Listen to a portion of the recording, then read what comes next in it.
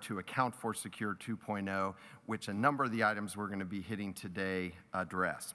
Let's jump in. 8 slides, 1 resolution. Here we go. Like to highlight first that we submitted our retirement plan to the IRS and received an IRS determination that our plan is in good standing. We are asking the trustees to approve Secure 2.0 revisions, which includes legislatively mandated required minimum distribution language and reflects an increase to the cash out of small balances in accounts. Regarding the IU Retirement Plan First Amendment, we are asking that the trustees amend the terms to allow for the vesting for employees that transition to Purdue from IUPUI. This was a previously agreed to item in terms associated with the separation from Purdue. In addition, as part of the overall budget reductions, which my colleague Mr. Dudich will talk about here shortly, we are requesting the approval for an amendment to the plan document of a reduction to the retirement employer contribution by 1%. As it relates to the IU Retirement and Savings Plan Fifth Amendment, we are asking the trustees to approve the Secure 2.0 updates as well as reducing the employer contribution by 1%. Regarding the IU Supplemental Early Retirement Plan, First Amendment, we are again requesting the trustees to approve Secure 2.0 related changes. With regard to the IU Replacement Base Plan, Third Amendment, again, we can all say it in unison, we are requesting the trustees approve amendments related to Secure 2.0. I know I'm beginning to sound like a broken record. Again, we are asking that our 457B plan, that the trustees approve those changes required by Secure 2.0. For the IU TDA plan, in addition to Secure 2.0 requested changes, it's also important to note that the IRS recently made a determination that this plan is also in good standing. Well, now you've got me.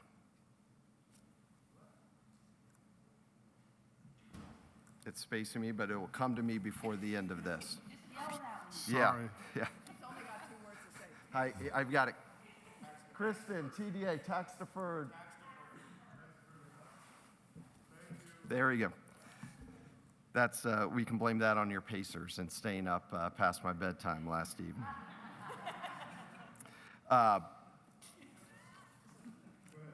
Finally, your board packets include our 2022 and 2023 board reports from the IU Retirement Investment Committee.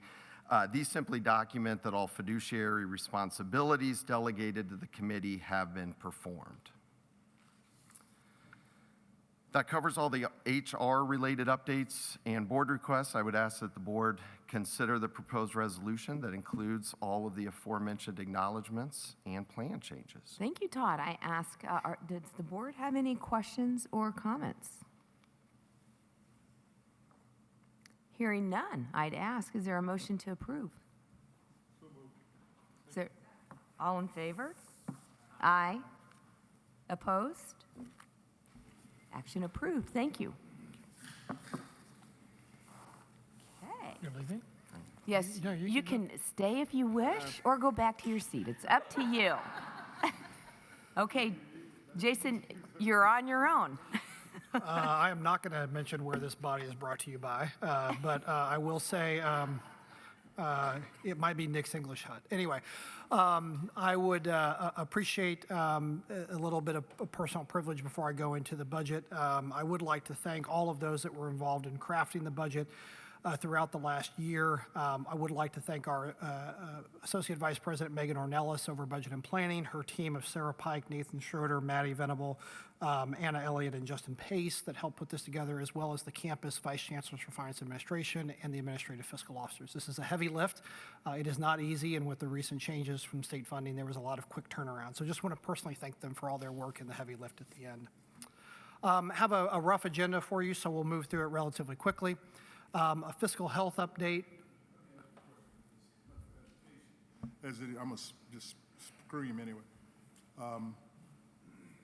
who are the people that help you come up with this generally? I mean, this proposal across campuses? Just because I think it's important for the audience to have a sense of what people have done and the kind of effort that has been put into this. Yeah. So I want to allow you to, as you thank many of them, I think, just share that. Yeah, it is a very big lift. It's a $4.5 billion budget with a lot of moving components, and so our university budget office, headed up by Megan Ornelas, is really the tip of the spear and coordinates and works with the campus vice chancellors for finance administration. So Jamie Diamond, Amy Heater, Cami Broker, and Philemon Yebi are the four that really are our nuts and bolts people around the campuses, and they take what directions we give them around putting the budget together and work with all of the campus leaders and deans and department chairs in putting these budgets together.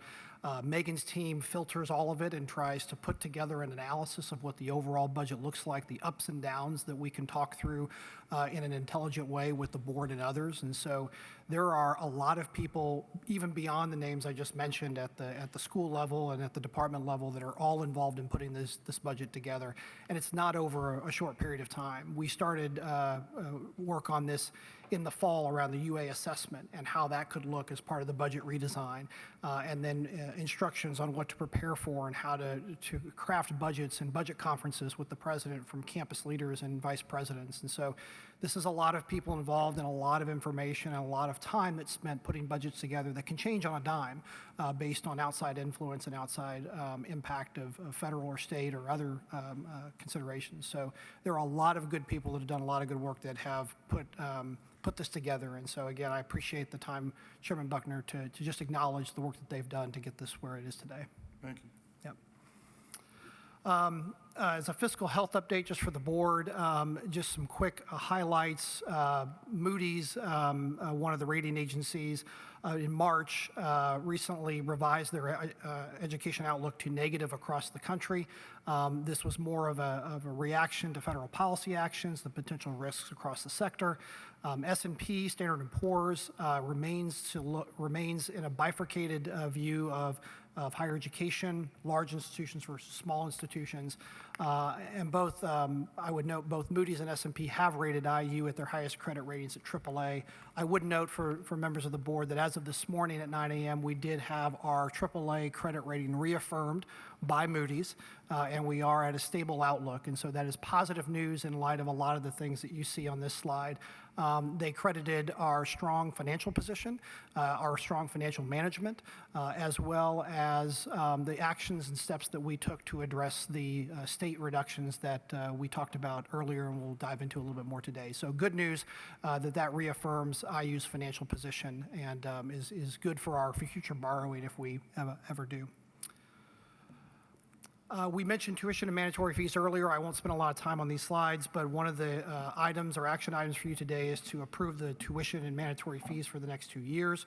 I mentioned this again earlier, so I'll move through these slides, but we did factor all of this into our budget that we'll present. Obviously, enrollment and tuition fees are a large portion of our budget. This is just historical trends that we've seen in our student full-time equivalent enrollment fall over fall. You can see Bloomington continuing to increase, both undergraduate and graduate. Regional campuses saw a decline in the last few years, but is stabilizing and actually some growth in 2025. Indianapolis, similar story. And School of Medicine, relatively consistent in terms of its enrollment based on its accreditation. Campuses are conservative in their enrollment projections for the budget for 2026, but admissions numbers and figures going into the summer show continued improvement on enrollment moving forward. Did want to break down for the board undergraduate versus graduate, because that's always a question we get. You can see there again growth in Bloomington. Indianapolis and regional saw that decline but are starting to stabilize. And again, conservative estimates, but seeing modest growth in enrollment at the campuses. Graduate is hit and miss sometimes, and on the Bloomington campus, you'll see there a rise and then fall. During 2021, when the pandemic was going on, a lot of deferred admissions by graduate students waiting to get in or choosing to wait to get in. And so that flood occurred during 2022, maintained in 2023. Individuals graduated, that number came down. And so you see they're ending at about 7,300. In talking to Provost Shrivastov, that is about where we want to be. So it's not something that happened and then all of a sudden we lost graduates. Really that buildup of the pandemic going through those 2 years and then stabilizing at that 7,400 number. I mentioned our reductions in state operating appropriations. Again, we received roughly, this fiscal year, roughly $632 million in change in state funding for our operations, as well as the debt service, the state supports, and various line items that are very specific to state support that IU is the fiduciary agent, but really are state programs that IU happens to house. In the upcoming fiscal year, you can see a $56.6 million reduction. That is a reduction I noted as a result of the 5% reduction by the General Assembly, as well as the additional 5% reduction by the state budget director. Our debt service, we are happy to say that the state continues to fund the debt service provided by the state.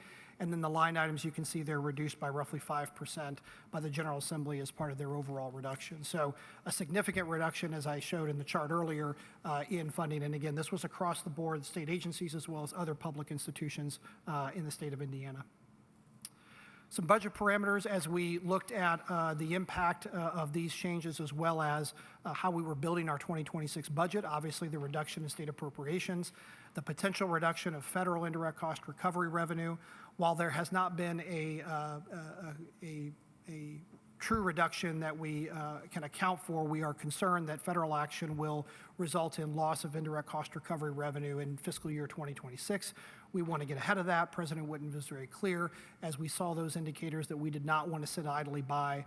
So we assumed in the fiscal year 26 budget that there could be a $40 million loss of revenue to our general fund based on indirect cost recovery changes. We did include a 2% base salary adjustment for all IU faculty and staff. Again, a commitment to our faculty and staff to ensure that their wages are competitive, as well as keeping up with inflation. So a credit to President Whitten for, again, another year of increased salary adjustments.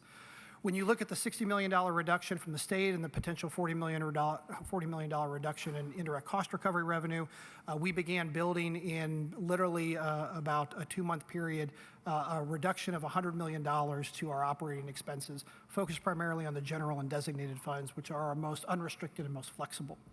Some main areas that we identified those savings included the elimination of vacant positions. Different administrative and academic units have vacant positions that are funded but are sometimes never filled. So we identified savings and eliminated those vacant positions. Oftentimes, administrative and academic units will have salary reserves to address any future salary adjustments, and so we reduced or eliminated several salary reserves to be more in line with current spending versus projected spending.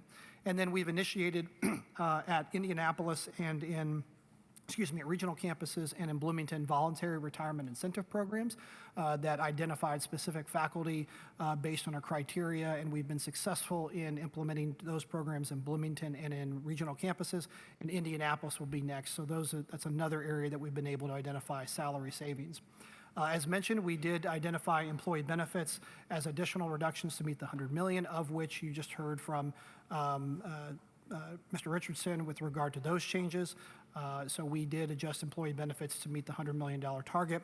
And again, in the third category, we looked at just our general expenses, travel, supplies, and general expenses, and non-degree program changes that campuses came forward with to provide reductions to meet the $100 million. And I will say again, to Chairman Buckner's point, everyone stepped up. The campuses and the administrative units stepped up and said, we will identify these savings in a short period of time. So again, thanks to those individuals that helped us identify where we could meet the $100 million target.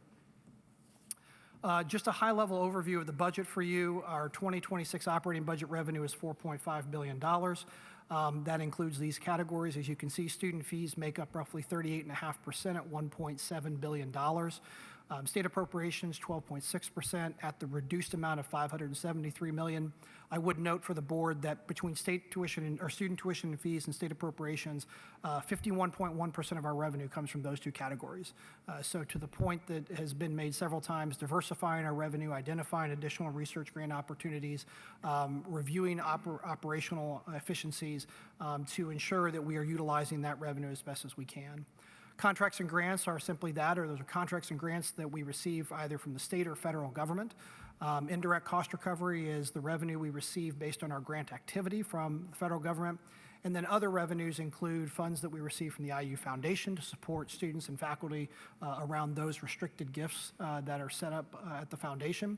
It includes funds flow from IU Health that supports the School of Medicine, athletics revenues with relation to their operations, and then other auxiliaries like housing and dining, parking, those services. So just a quick breakdown of where our revenue comes in. Just a quick chart of how our general fund revenue breaks down. Again, trying to make the point that of our $2.4 billion in general fund revenues, we are heavily relying on student tuition fees and state appropriations. So planning for that 0% increase in tuition, planning for the state appropriation reductions, that is a big chunk of our projected revenue, but we need to be able to live within the revenue that we receive from those resources. So just wanted to show for the board, again, where most of our general fund revenue comes from, again, the most flexible and the most fungible. Of the expenses or where those revenues are allocated, we do have a balanced budget, $4.5 billion coming in through revenue or utilization of cash and $4.5 billion of expense. Almost 57% is compensation, salaries and benefits. We have roughly about 45,000 employees, both part-time and full-time, across all of our campuses and administratively. So that is a big chunk of our budget. So when we look at operational efficiencies, when we look at areas to make a big impact, that is one of the first places not only we look, but other institutions as well. General expenses, if you think of that, that is contracts that we enter into, services, utilities, anything that kind of fits outside of compensation, benefits, and financial aid. That's 29% of our budget. Financial aid, that includes state and federal and IUF funds, 13.3% at $604 million. Travel at roughly $43 million, and again, that was one of the areas that we identified as reductions. And then there's some other transfers or reserves that we have in place, but only accounts for a small portion of our budget.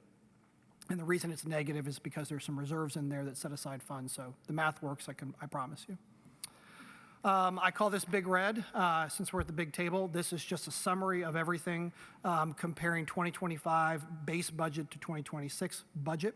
You can see there overall change of $133 million, most of that in tuition and fees and in other revenues. I would note on the tuition fees that is again related to the 1% non-resident and the 2% graduate adjustments, as well as enrollment changes that are projected for next year, the $60 million reduction in appropriations. The $148 million of other revenues includes, for the first times in a long time, we've actually started to budget for IU Foundation money coming in. We did not budget that historically. It just came in and it was accounted for in our financial system. We have now budgeted that. So about $77 million of that is actually budgeting IUF funds that will come in next year and utilizing those funds appropriately.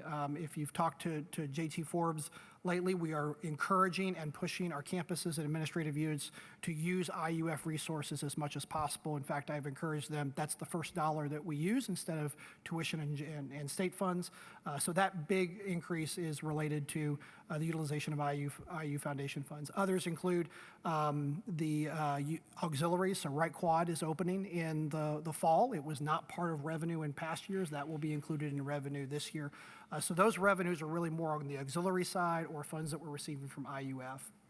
On the expense side, compensation down again as it relates to the vacancy reduction and the salary reserve. So that's a really positive movement to have our compensation reduced while providing a 2% salary adjustment. So kudos to the campuses and the administrative units for identifying that. Financial aid up through institutional aid as well as IUF aid.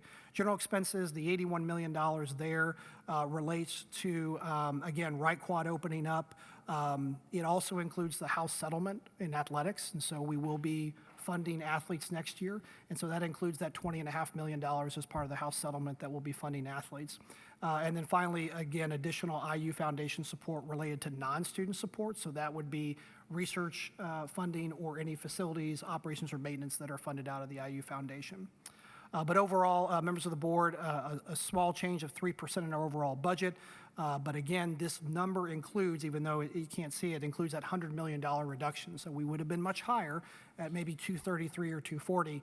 But with the work of the folks that I mentioned earlier, we identified that $100 million, and we'll continue to work through, to Trustee Bob's point, as we work through 2026 and beyond, to continue to ensure that our revenues are covering our expenses and identify operational efficiencies. With that, Mr. Chair, Madam Chair, I'm happy to answer any questions. Thank you. So I ask the board, trustees, any questions or comments? Question. So where the 36 million in student tuition and fees come from if we are having a very modest increase in tuition, 0% for undergrad and very modest for the rest, but you have managed to have 36 more million in tuition income? Is that because of the number of students that you're expecting, or? Yeah, so it would be both of those, Trustee Torres. It would be the 1% on non-resident, the 2% graduate would cause that number to go up, and then expected enrollment. And so what the campuses do is they project what their enrollment will be for 2026. And as I mentioned on the chart that showed the historical trend, campuses are being conservative but showing growth in the prior year in terms of where their tuition revenues would go around enrollment. So it's both those factors that are driving that. If there would have been larger increases in tuition, you would have seen that number higher, but that reflects just those two main drivers. Yes, sir. And is mix a part of that too? If you're assuming you're going to have more out-of-state students, obviously that would go up, right? Yeah, so that factor of in-state versus out-of-state, which is primarily Bloomington and somewhat Indianapolis. Yeah. Yep. Okay, other questions, comments? Okay, we have several things to approve, so I'm going to make sure I get this right. Approvals requested for the tuition and fee rates as presented for fiscal year 26 and 27. Do I have a motion to approve? Any comments? Yes. Thank you.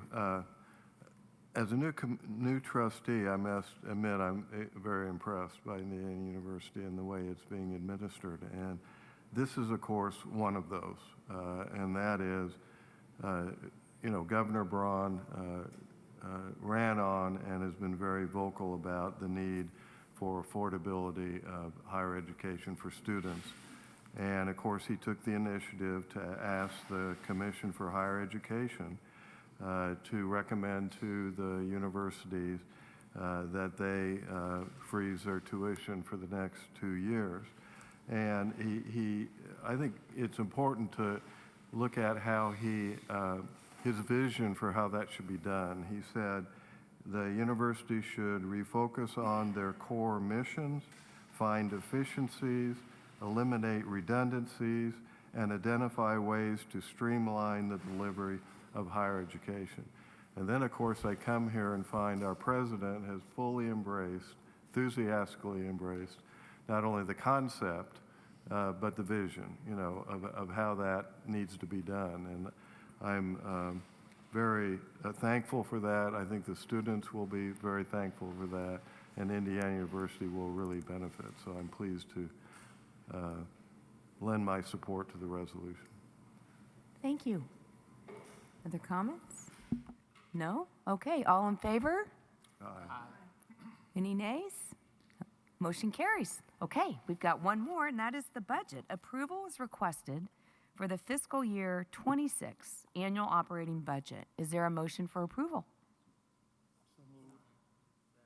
Second, okay. Any further comments? Hearing none. All in favor? Aye. Any nays?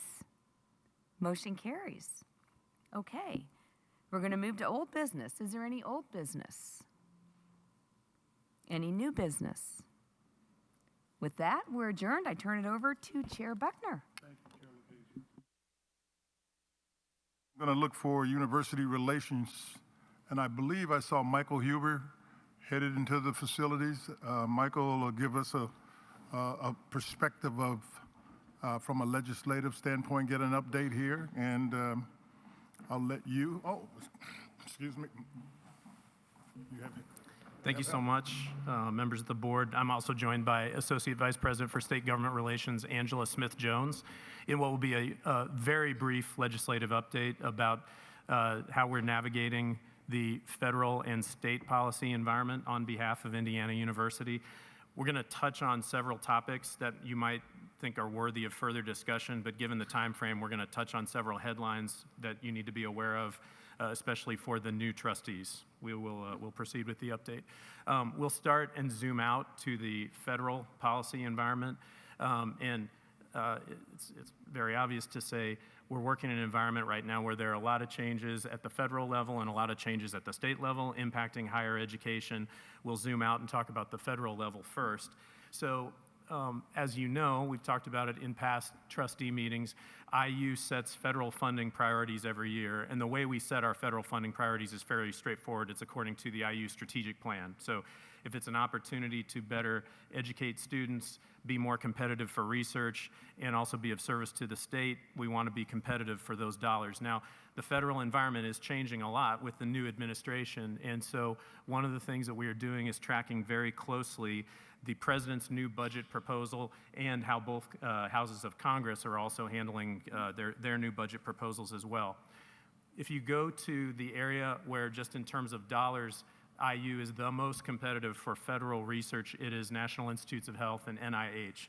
And there's a lot of pride, obviously, at IU for being competitive for those dollars. I know Dean J. Hess spoke earlier, especially in terms of Alzheimer's research, but many other areas as well. The president's current budget is recommending a 40% cut to NIH budget for FY26 from $47 billion to $27 billion. We are working with other stakeholders in the life sciences community to just make sure that people know how we invest those dollars, the impact of the research that we do, how it impacts the private sector and startup businesses and things like that. That's not to say we are lobbying, but this is an opportunity for us to tell the state and to tell industry how we invest those dollars and how important it is for IU. And as long as those dollars are there, we want to be as competitive as possible for NIH. Another category that we're tracking very closely is National Science Foundation. IU has had great successes in the past several years being competitive for National Science Foundation funding. That's not to the same magnitude that IU competes for NIH. But again, there's a proposed 55% cut from about $9 billion to about $4 billion for FY26. Again, not lobbying, but just telling people, making sure that our members of Congress are well informed, that the private sector is well informed of where we have had success in competing for NSF dollars. Another area that's very important to IU is federal student aid, and I want to report that as of today, the president's FY26 budget would keep the level of funding flat for Pell Grant dollars, and that's been an important source for our students, and so we will continue to monitor that and report that to you as well. A few weeks ago, the House of Representatives passed its reconciliation package. It covers a wide range of areas, but the area that we're really following closely with the House reconciliation bill and then the Senate bill, which we expect probably early July, is student aid and the impacts on student aid. Lots more to cover here. I think at this point, though, we'll zoom into state. And again, I'm joined by my colleague, Angela Smith-Jones, Associate Vice President for State Government Relations, to talk a little bit about the changing state environment and the issues that we're tracking, which starts actually last year, pre-budget session. Yes, good afternoon. Thank you, members of the Board of Trustees. As you will see here, what we've just highlighted for you very quickly is a quick calendar so you understand the timeline of the Indiana State Legislature and therefore the budget for IU as well. Here, we just got into a little more detail so you can understand the hard work that President Witten, as well as all members of the university, do to ensure that we are preparing adequate requests for the legislature and details in understanding what the university needs as far as fiscal funding from our state legislature. It is 2 pages. It's almost a year-long process. As you can see, it's a really intense legislative session. We start with about a little over 1,200 bills, and at the end, we have about a 20% passage rate.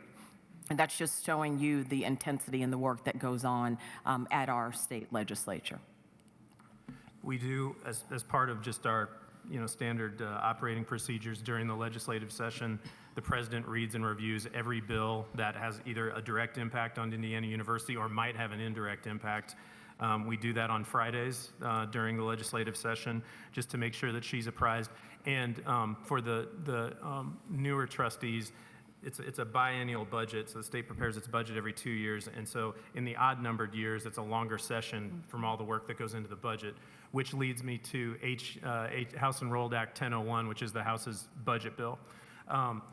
One of the big headlines with respect to the budget bill was the reduction that state educational institutions were asked to make. Now, this was across all of state government, but I'll remember this for years because when the state obviously updates its revenue forecast regularly to build its budget, and I thought that had hoped that institutions of higher education, the budgets would essentially be flat. We knew that it was going to be a difficult year.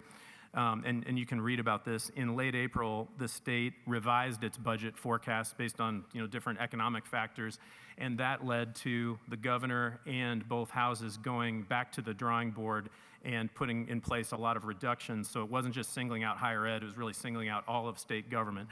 But as VP Jason Dudich briefed you earlier, that resulted in a 5% reduction in previous year funding for all state institutions, and then potentially another 5% because the governor's budget director has the right to reserve additional funds from all state agencies and other institutions. Again, challenging, but it's a standard that's being applied to all units of state government and other units of higher education, and under the president's leadership, we are meeting that challenge. Other provisions in 1001 at the end, obviously there was a provision that made some changes to the structure of the Indiana University trustees that showed up at the end of the session, and then in addition, some additional policies which impact all state institutions involving enrollment thresholds for certain programs, and then specific language regarding faculty governance organizations and things of that nature. We've been working with the campus leaders and with the general counsel's office so that we can be compliant with state law on all of those provisions. And on some of the provisions, there's also back and forth with our own Indiana Commission on Higher Education, which has to figure out how to implement those provisions as well. So there's a lot in 1001 that continues to have impact to Indiana University. Thank you. I'm so sorry, I forgot to the microphone. We also have Senate Enrolled Act 289. This bill actually basically reinforces current law with regard to what is permissible as far as hiring, licensing, and education, just reinforcing for educational institutions that you may not violate the law, you may not discriminate as far as hiring, admissions and enrollment, et cetera. And it also outlines provisions with regard to civil penalties should there be any findings of violation of that law.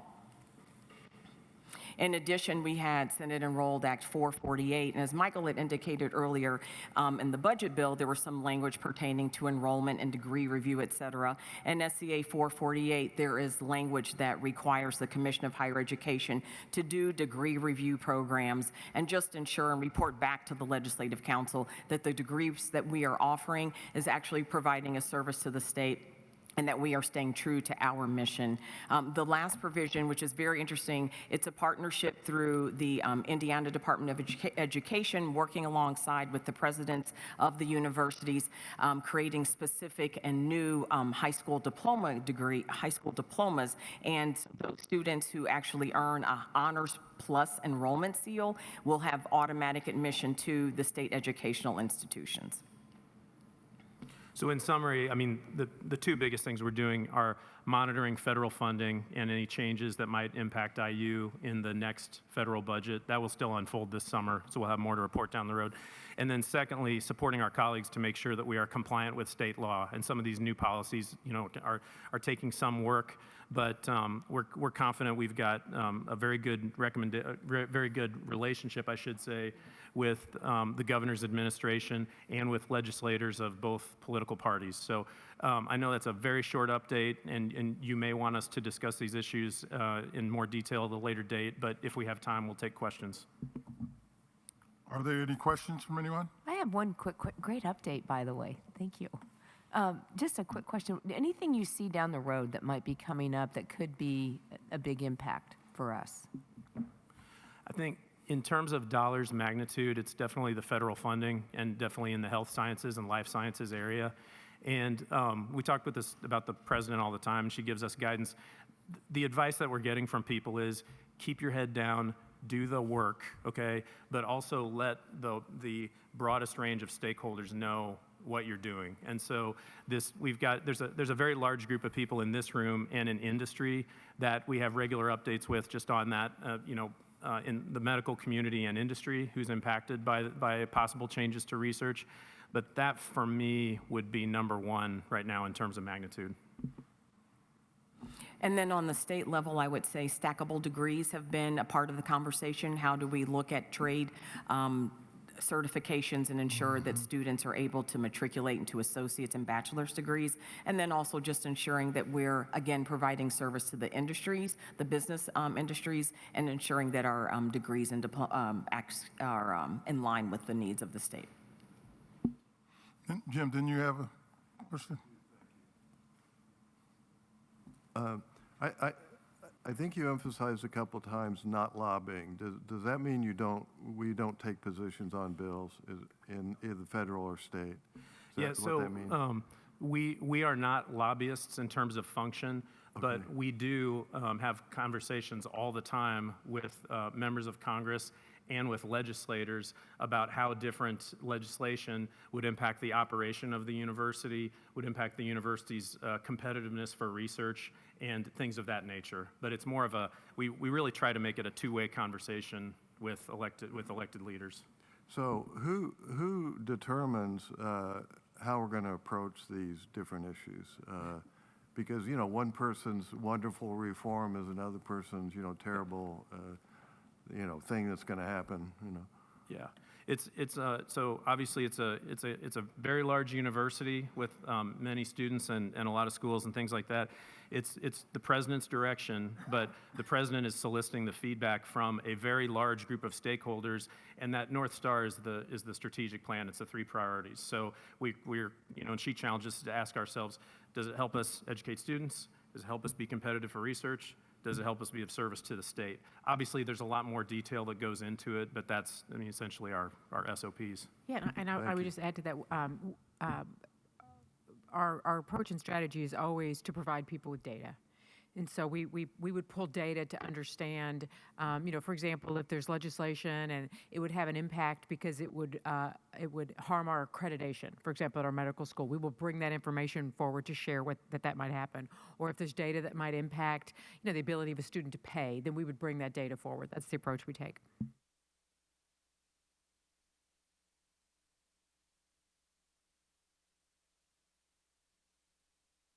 Very much, appreciate it.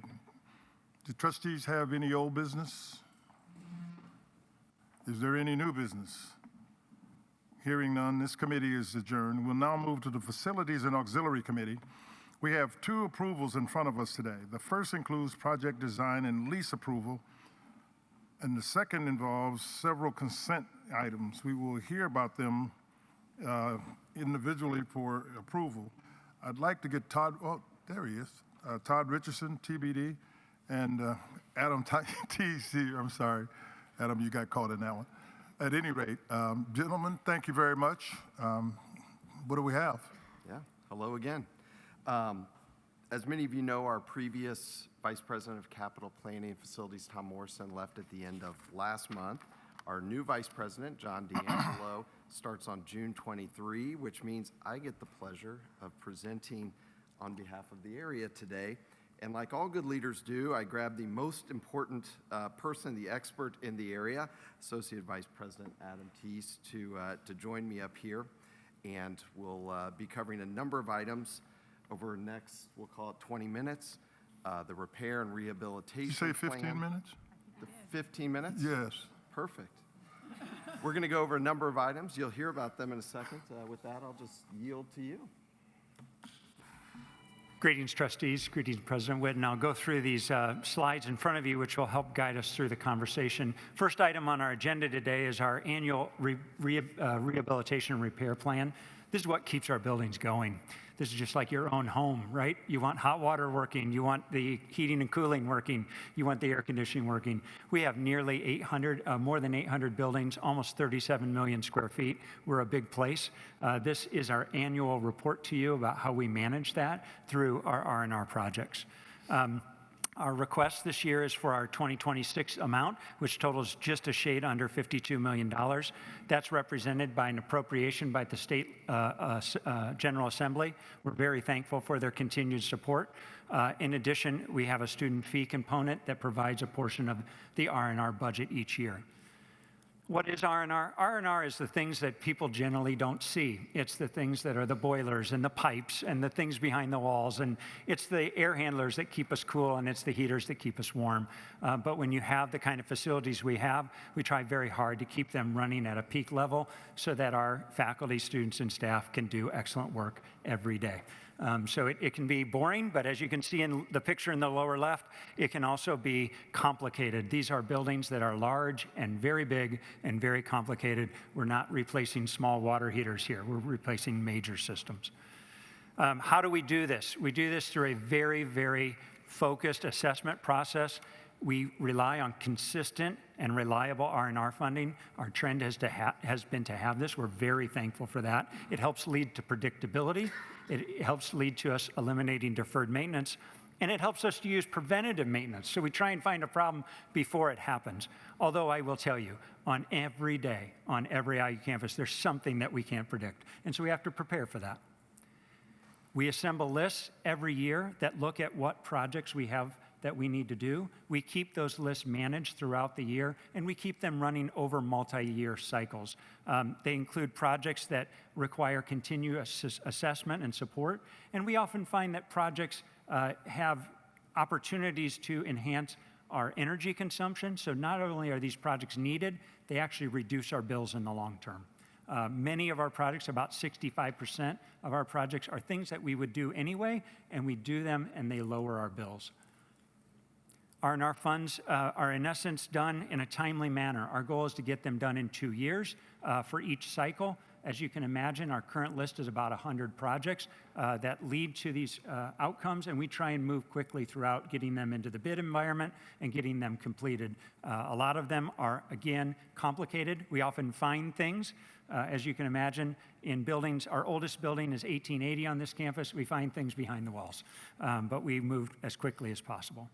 Some numbers for you. This shows you the breakdown of this year's plan as it goes by each campus, and you can see that breakdown totaling just a shade under $52 million. This shows you what the categories of work that we intend to use this funding for, and you'll see this long list, everything from roofs to hardscape and sidewalks to elevators and fire protection. These are the things that keep our buildings running. This shows you Indianapolis's allocation, and then our regional campus allocations. This shows you our trend. This is a story that has been of consistent funding that has let us keep our facilities operating at a very high level. It's been a success story. As you'll see in the darkest of blues, we tend to spend our money on the mechanical systems that keep our buildings running efficiently and keep our occupants doing their best work. I'm going to continue on to the next approval. I think we're going to do approvals in mass, is what Todd had mentioned to me. The next one is for a new building, a very exciting new building, the IU Launch Accelerator for Biosciences, the IU Lab, under President Whitten's leadership. We are here today to present to you the architectural design for this very exciting building that is really, frankly, transformative in the marketplace of biosciences. And so I'm going to invite up to Would you remind everyone where the funding came from to pay for this? Yes, the Lilly Endowment. What a gift to the state of Indiana and to Indiana University, the entire funding provided by the endowment. I'm going to ask to come to the table Jason Smith from Smith Group. He's our lead architect on this project. He's going to tag team me with this on this project as we go through the approval. We had this project in front of the trustees in February for its project approval. All of our major capital projects go through 2 approvals, a project approval and then a design approval. This building will be approximately 150,000 gross square feet, representing a very dynamic mix of uses, very on the cutting edge of how science is being done, particularly in the biosciences. It's very exciting to watch this design come together. And today we're excited to bring to you the exterior design for your approval. Where is it? Many of you who are familiar with Indianapolis will be familiar with the term 16 Tech. This is the innovation district that's just north of Fall Creek. In particular, you'll see the trapezoidal shape on the map to your right. That is the parking lot owned by Indiana University, just south of the Eskenazi Fine Arts Center. For those of you familiar, this is right on Indiana Avenue. We're actually excited this building will have an Indiana Avenue address, very appropriate for our institution. This is the site today, a pretty nondescript parking lot that in a period of time will be a transformative new building that we're excited to show you the design of today. It orients, for those of you looking on this map, north is to your upper left. I'm going to change the orientation in a second, but this, using slides to get it all on the same sheet of paper, shows you where the footprint is on that site. This site is big enough to handle a second phase, and in fact, if you look at this diagram, you'll now see it in true north-south orientation. Do you see the strong vertical? That aligns with the brand new 16 Tech bridge. For those of you who have been in this area, when you're on the bridge, this building will be the terminating vista of that bridge. And we think that's a very compelling part of having our new building in this new district. And additionally, on the right side of the slides, you'll see we're fully anticipating an additional future phase. The size of the land can certainly handle that, and we think will be beneficial. And today, it's my pleasure to announce this design and present it to you. I'm going to turn over the presentation to Jason. He's going to talk about the materials and the kind of forms that are involved in the architectural design of the building.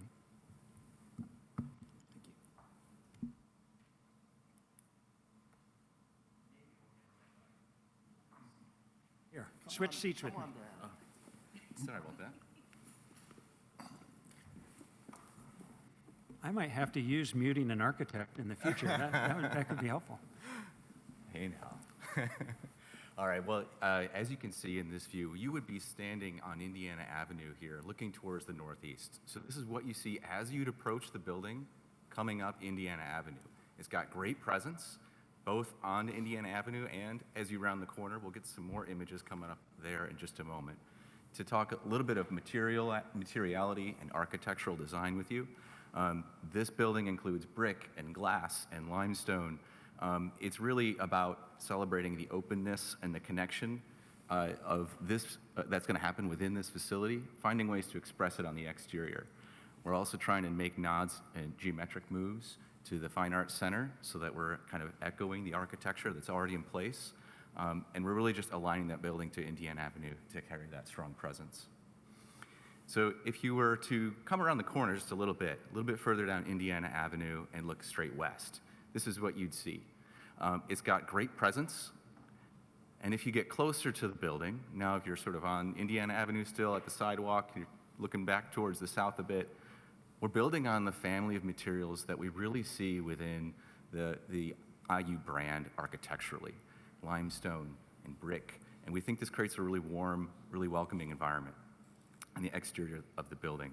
If you step a little further away and a little further to the northwest, look back towards the southeast, you'll see we're also expressing the verticality that you often see with architecture on the IU campus. And we're creating moments for innovation and labs and interesting moments to showcase and be on display with some really, really punchy, glassy portions of the building.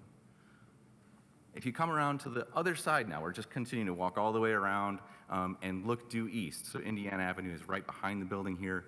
We see this also as a chance to increase the indoor-outdoor connectivity within the buildings. We want to enable the programs the IU Lab team has said they want to facilitate, which will sometimes spill to the outdoor environment, both at level 1, where there's some programs that are indoor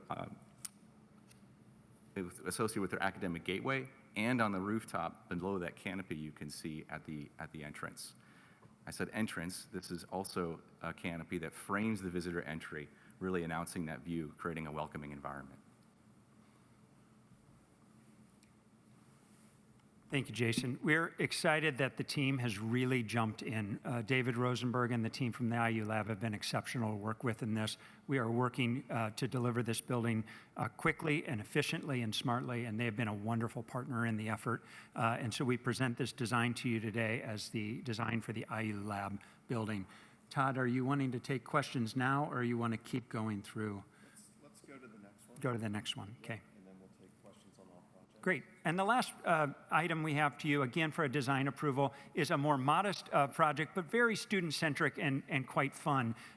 Someone earlier in the presentation today talked about Wright Quad. Wright Quad is coming back into service this year, a massive structure. Many of you, many behind me that have maybe been alumni of IU may have lived in Wright Quad. Wright Quad comes back alive this fall. We're excited by that. And today we're here to present to you a very small improvement that we think can have a big impact for students, and that involves renovating the sport courts and a large courtyard area in Wright Quad. And in the next slide, you'll see where Wright Quad is, for those of you who are unfamiliar, just east of Eagleson and south of 10th.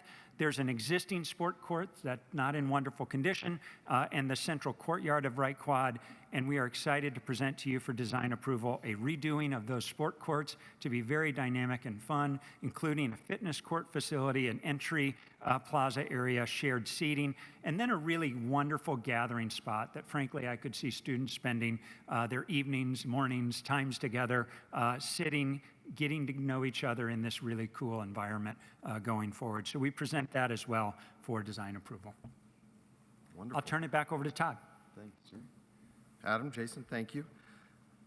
Let's pivot now to IU's new presence in Washington, D.C. So from early on in the president's tenure, she has been talking about the importance of having a presence in D.C. for a couple of reasons. Number one, we send many students to D.C. for internships, for work opportunities. We want to increase those opportunities.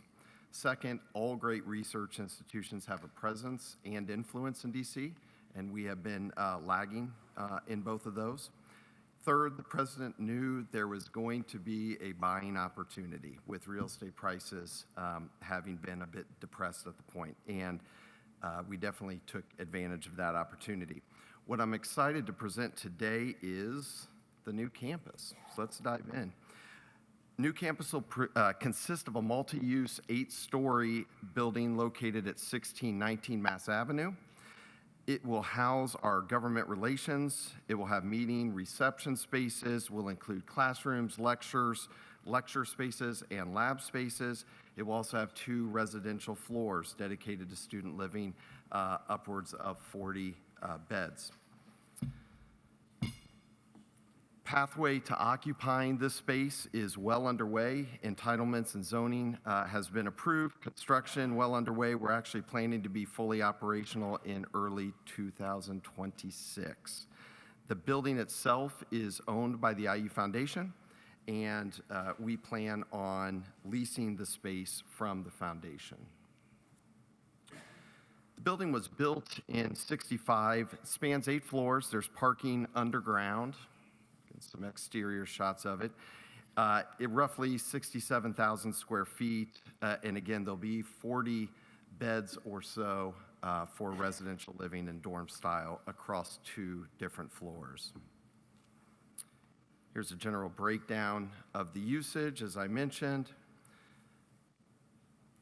The campus is centrally located, indicated by the red dot there. For those familiar with DC, we're blocks away from DuPont Circle, multiple metro stations, food, shopping. The really only thing that would make this better is if we were all students and could go study there ourselves.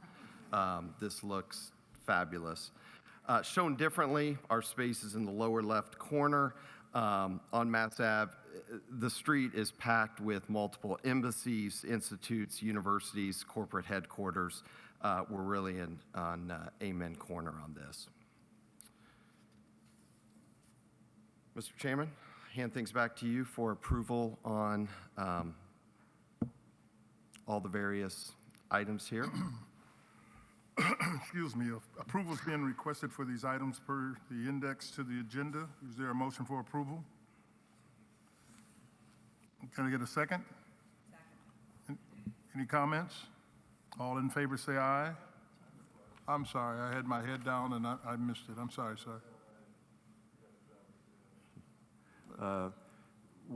What classes are going to be taught in Washington, or is this an administrative office? What? No, this, well, yes and Hey, yes. Todd, can you let the president? Oh, yeah, I'd much rather have her speak. Would you prefer I answered it, or would you Yeah. like to No, try to go wing it? for it. I'm kidding. You don't want that one. So actually, there's a mix of things. First of all, we have a number of programs already that are in DC. For example, quite a number out of the Hamilton Luger School, O'Neill School has a number of classes and programs. But this is a facility that's going to be open to all students and faculty on all of our campuses across IU.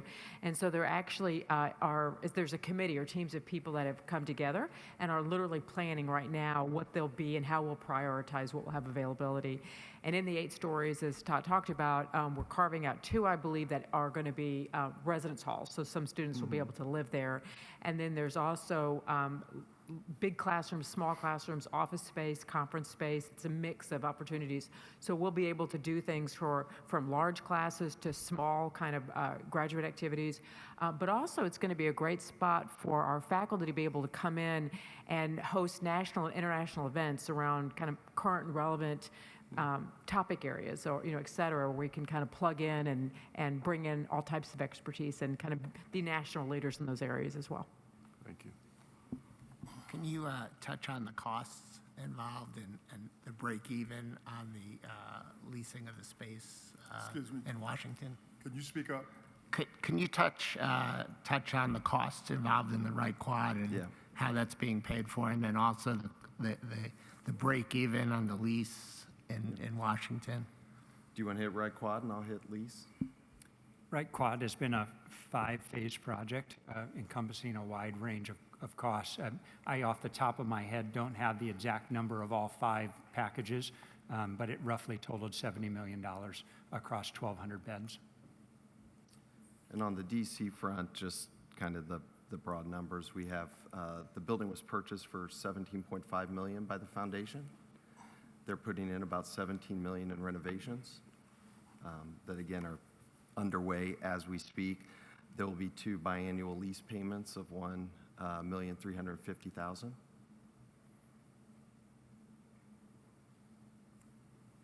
So 2.7. When does the lease commence? That's what we're going to be working through as we speak. We're looking for consent now to move forward with the lease terms. And when would it be ready to earn? When will the revenue arrive to be able to pay for the lease? I don't have details. The on renovation that. should be completed early 2026. So fall, January, February is when we'll be able to start to use it and generate revenue for it. Yeah. So that's in our budget this year to help finance the lease payments until the revenue arrives? Correct. You get what you want? Great. Just quick question. How Yes, long is please. the lease agreement for? That's what we're negotiating now, is where it's 30 years, 30-year term. Trustee, do you have thoughts on that? Okay. All right, we've got a motion and second. Also, just to clarify, the lease payments are for 30 years, and then the ownership actually will revert from the foundation to directly to the university. A lot of conversation going on here. Excuse me. Anyway, did we have any opposed? We did not, so the motion carries. I'm sorry? I did. I got carried away. All in favor? Opposed? Hearing none, motion carries. The second order of business is consent approvals. We have 7 in front of us. Todd, will you kindly proceed? Yeah, we have some easements that the board is tasked with approving. We have 7 requests coming. They're easements either to the City of Indianapolis, Citizens Gas, or Duke Energy. First one is on our Bloomington campus along East Grimes Lane to Duke Energy. The rest of the easements are all Indianapolis, with the first being along Indiana and 10th by the Bryce Building. The third is along Eskenazi, and this is to the Department of Public Works. Fourth is along Milburn, Milburn Street in Indianapolis. The 5th and 6th easements are along West New York Street to both citizens and the city of Indianapolis. 5 and 6. And then the 7th involves the James T. Morris Arena off of West Ohio. The gym? The gym. Just check it. Just check it. With that, send it back to you for approval of easements. All right, is there a motion for approval? And moved in second. Are there any comments? Come on, please, Jim. Thank you. I do remember the word easement in law school. So what, and I imagine what a line would be, you know, pipeline or something. But what are the squares? What are they going to be? Here, I can. City of Indianapolis requires an access easement for stormwater management. It's not a land easement, it's an access easement. So if in essence a pipe gets clogged, they're allowed to come in and unclog the pipe. It's an access agreement as opposed to a land easement, but it has the same legal terminology. Having no other questions, all in favor say aye. Opposed? All right. Having said that, motion carries. Do you have anything else for us? That is all. Thank you, Chairman. Thank you, Todd. Thank you, Adam, for that presentation. Trustees have any final questions? Approval is requested for consent items per the appendix to the agenda. Got that good? Thank you very much. We're moving. Is there any old business? Is there any new business? This completes the Faculty and Auxiliary Committee. I'm going to say we'll get 5 minutes, but I sure would like to have you back in 4.